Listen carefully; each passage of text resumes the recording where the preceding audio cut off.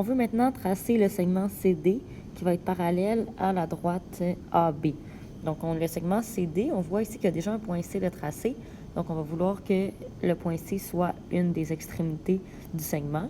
Puis la droite AB, elle est déjà tracée aussi. Donc, si je veux un segment qui est parallèle à la droite AB, puis je veux qu'il passe par le point C, il faut que je respecte ces deux conditions-là. Donc, c'est sûr qu'il va falloir en tenir compte.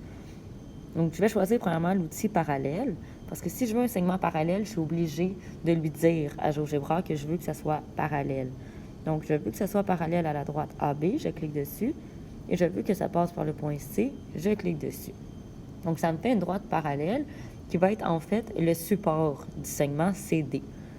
Ensuite de ça, ce que je vais faire, c'est que je vais tracer le point en choisissant l'outil point, mais je vais le tracer sur la droite, ce point-là.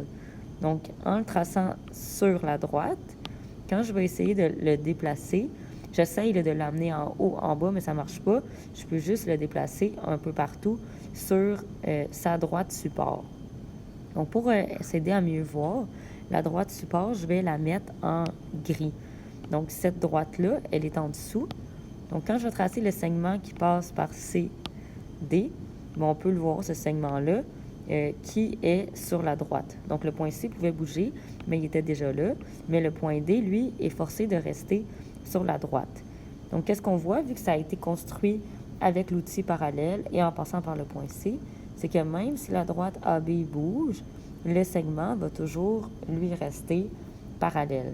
Donc, en résumé, si vous voulez tracer un segment qui va être parallèle, il faut d'abord tracer sa droite support, la droite parallèle, et ensuite, on trace ce point-là sur la droite support, et finalement, on trace le segment.